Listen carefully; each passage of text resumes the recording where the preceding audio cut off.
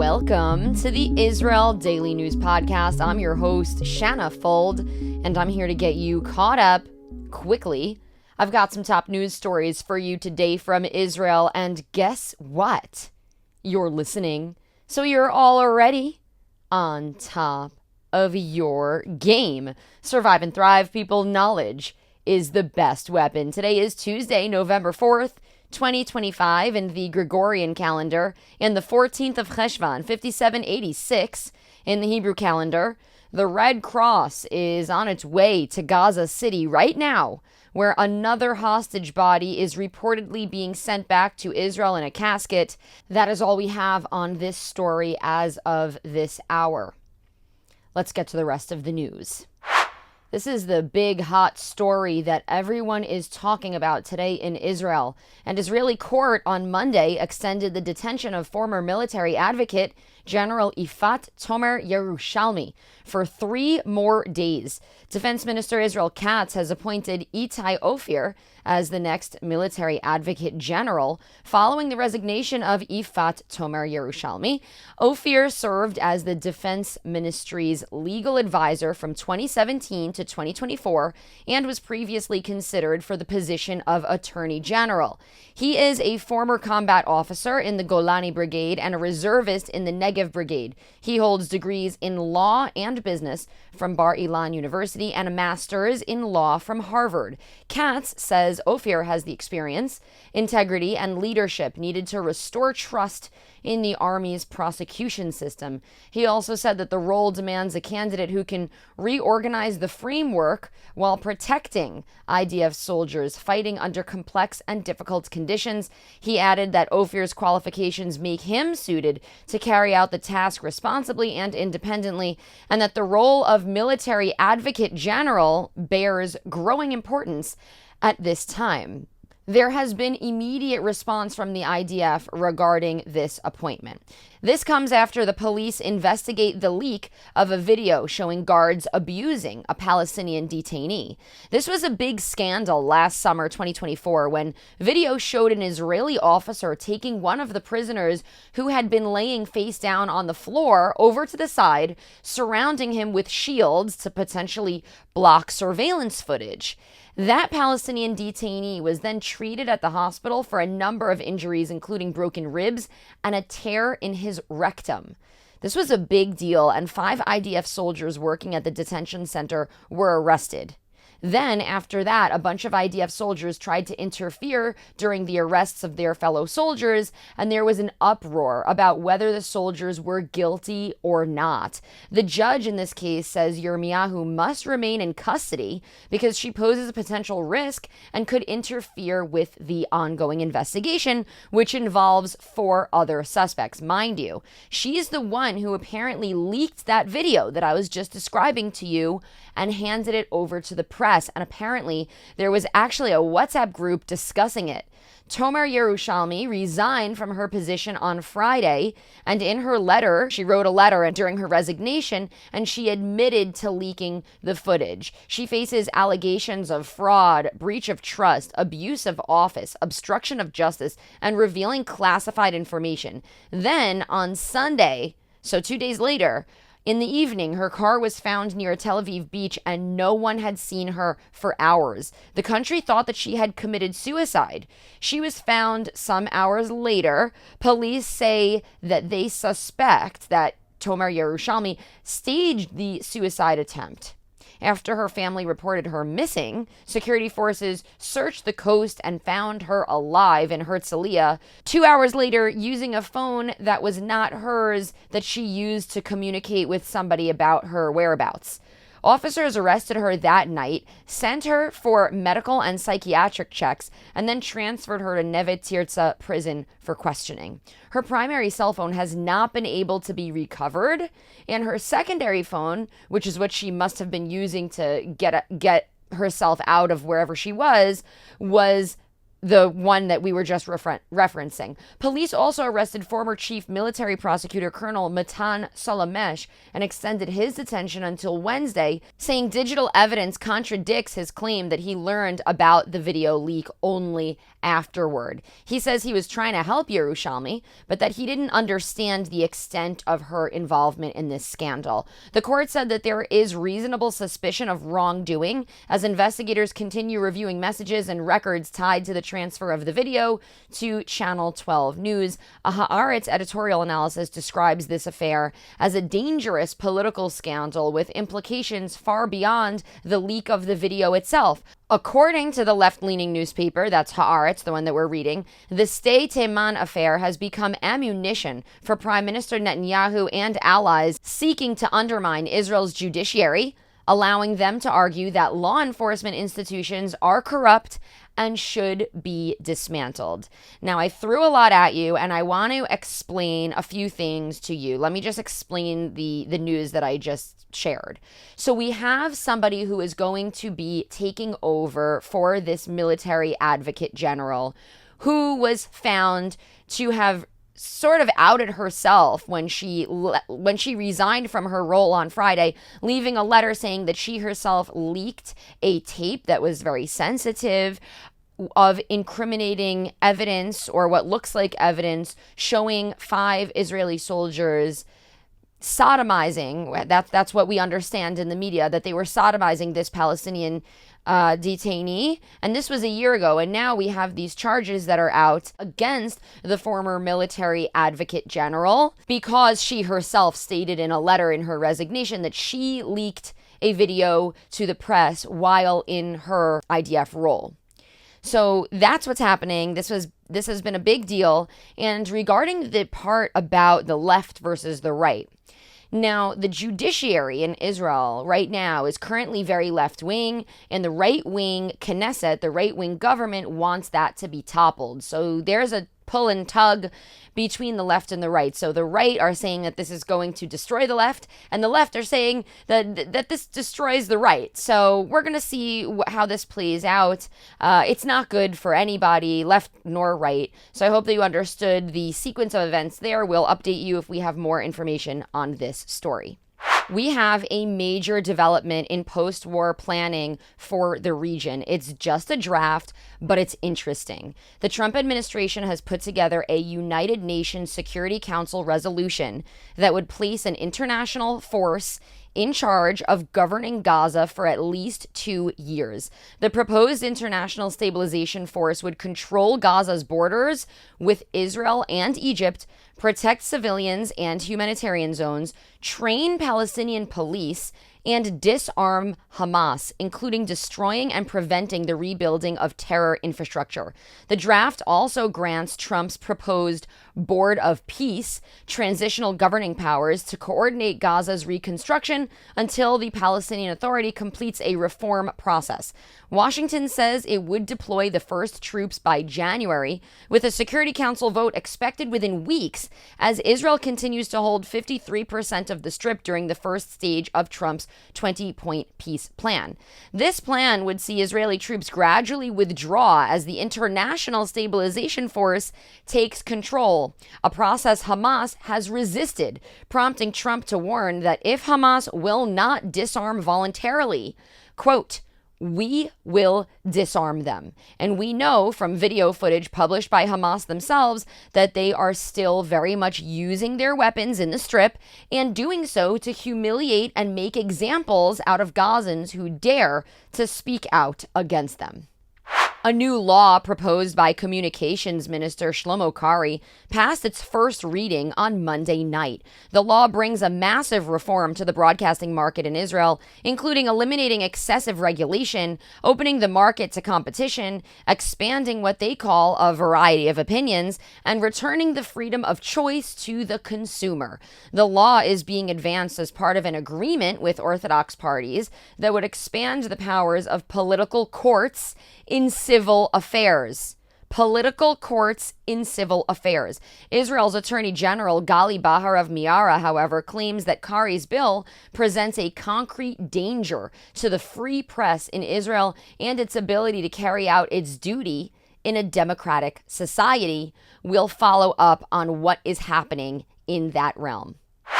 The bodies of 3 more deceased hostages were identified on Sunday evening. Colonel Asaf Hamami, Captain Omer Nutra, and Staff Sergeant Oz Daniel were all soldiers who were killed in battle while fighting Hamas terrorists on October 7th, 2023. Colonel Hamami was the commander of the Gaza Division Southern Brigade. He was killed in the Gaza border community of Kibbutz Nir Im. Captain Omer Nutra made Aliyah from the United States and served as a commander in the 7th Armored Brigade 77th Battalion. Oz Daniel served in the same tank as Omer Nutra. This leaves 8 murdered hostages, including 2 foreign nationals, still held in Gaza. This includes 19-year-old U.S.-Israeli dual citizen Sergeant Itay Chen, whose death was announced by the IDF in March 2024, and 73-year-old Menny Goddard, who was killed with his wife in Kibbutz Be'eri on October 7th. The remains of Hadar Golden, an IDF officer killed and taken into Gaza during a ceasefire breach in August 2014, also remains in Hamas's hands. Their families continue to rally publicly and meet with U.S. officials demanding the return of every hostage body. Sunday's transfers come as part of the October 13th, 2025 ceasefire and hostage agreement brokered by U.S. President Donald Trump, which so far has brought home 20 living hostages and the bodies of 20 more. Lawmakers on the Knesset's National Security Committee advanced a bill Monday that would allow courts to impose the death penalty on terrorists who murder Israeli citizens. Government hostage coordinator Gal Hirsch reversed his earlier objection and told the committee that Prime Minister Netanyahu now supports this legislation. Hirsch said he only opposed the bill when Hamas still held Israeli hostages alive, but now wants security officials to be able to issue confidential opinions before any execution is approved. Execution of this bill. National Security Minister Itamar Ben-Gvir welcomed the Prime Minister's endorsement, but demanded that courts and security chiefs have no discretion, insisting every convicted terrorist must be executed. Only Labor Party member of Knesset Gilad Kariv voted against the bill, arguing it is a populist move that will inflame terrorism rather than stop it. Special thanks goes out to our partner Bernie News Network, or BNN, for providing great intel for us here at the Israel Daily News. For fast and precise updates, join BNN on WhatsApp and Telegram at their website, bernie.news. And a special thanks to Perry Schwartz, our news writer, who has been loyally following the updates and writing her heart out. And of course, I want to thank all of you for your interest in Israeli affairs, Israeli politics, our world politics. I also want to thank all of you who personally finance and fund the Israel Daily News podcast with monthly contributions. You can support us by going over to our website, israeldailynews.org, and clicking on donate. The Patreon link is over there, and you can send us a monthly donation using that link. There's also an option for a one-time donation. Our organization is operational thanks to listeners and supporters like you. Thank you to Marianne Vollinger for her monthly support. In response for your contributions, I'll send over a handwritten thank you note to show my appreciation. Follow us on social media at israeldaily.news. We are on X, YouTube, TikTok, and on Instagram. Our page is about 40,000 followers. You can also follow my personal page at Shanna Fold. My name has 2 N's in it, and I'm very sensitive about that. Sudanese asylum seekers in Israel, for which there is a large community, especially in Tel Aviv, say the world has focused intensely on Gaza while ignoring the far larger humanitarian catastrophe in Sudan, where more than 150,000 people have been murdered since April 2023. Refugees interviewed in the report describe mass killings, famine, and disease on a scale that dwarfs Gaza's toll, yet has drawn almost no media attention, diplomatic pressure, or public protest. Many Sudanese in Israel say this silence feels like racism, that global outrage depends on who the victims are, with Black Africans receiving little empathy or news coverage. They also note that Muslim and Arab states, which vocally defend Palestinians, have shown almost no interest in Sudan, despite the country being mostly Muslim and Arabic speaking. Community leaders say they have stopped waiting for international help and instead rely on each other for aid, advocacy, and survival. I spoke with a friend and colleague who's married to a Sudanese man here in Tel Aviv, and she says that he is glued to his phone watching horrific footage of the attacks all day, and that the community feels this deeply. His name is Adam Yaya. He has lived in Israel since 2008. He's a survivor of the Darfur genocide. He came here to find refuge. He's a founding member of the Dream Boys hip hop group who spread awareness of the genocide in Sudan's Darfur region through their music, which is played here in Israel. My mission to protect my nation. I'm in commission. I have to pay attention. The boy in the hood like respect yourself if you're a human being. Shame on you if you're a human being. This is not life that we want. We have a little recorded clip of him where he shares his sentiments about the massacre that's underway in Sudan. Take a listen. Having fled genocide by the Janjaweed in Darfur, watching the videos coming out of Al-Fashir now is horrifying. Men and women being tortured and executed, masses of bodies. Women with their infant children hung by neck from trees. This is really genocide. Al-Fashir had been surrounded by the Janjaweed militia for 3 months with no food, no water getting in. We knew they were going to be massacred, but we've seen no demonstrations in Europe or America. When will the world care about Black Africans? The Times of Israel has an interesting article out today that caught my eye because I relate to it. They say kibbutz residents from Nahal Oz, which was one of the communities majorly affected and destroyed on October 7th, are torn about returning home 2 years later, even though the place is now ready for them to come back. Hamas terrorists massacred 15 neighbors and abducted 8 others on October 7th, 2023 in that kibbutz. Although Israel lifted the state of emergency near the Gaza border and ended government payments for evacuees, which was supporting them to live elsewhere, many families fear the fighting will resume and say that the area does not feel safe. Half of the 400 residents still refuse to go back, and those who did return report buildings are scarred by rockets and the sound of artillery pounding Gaza just across the fields. Once a community known for peace activism and efforts to help Gazans, residents say trauma and distrust have replaced hope, and national polling shows only 21% of Israelis now believe peaceful coexistence is possible. Survivors say they want emotional closure and surely to go back home, but the horror of the attack and the belief that another round of violence could be on the way is likely making returning home feel ever so uncomfortable. I say that this story caught my eye because I noticed that even with me, my home was destroyed by a ballistic missile on June 16th.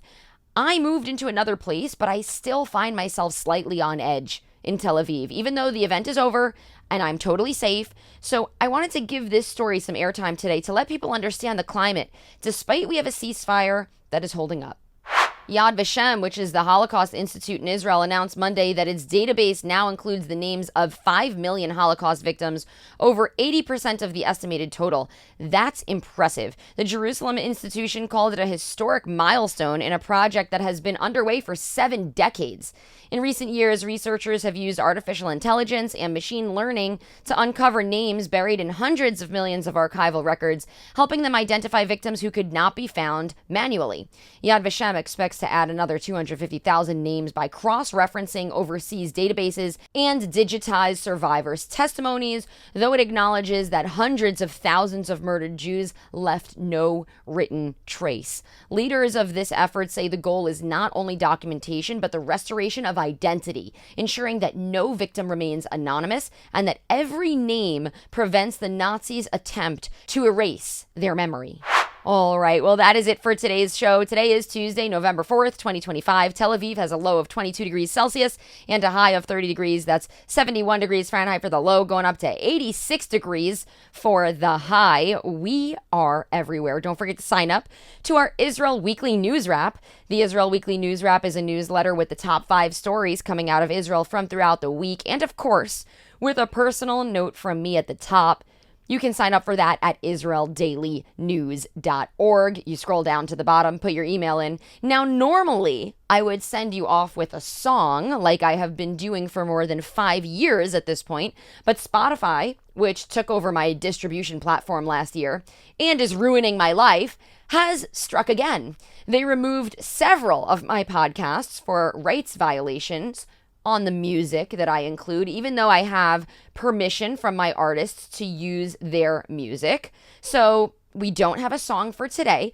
I'm going to be working that out in the meantime. Have a great and productive day and an excellent week. Shavua Tov, everyone.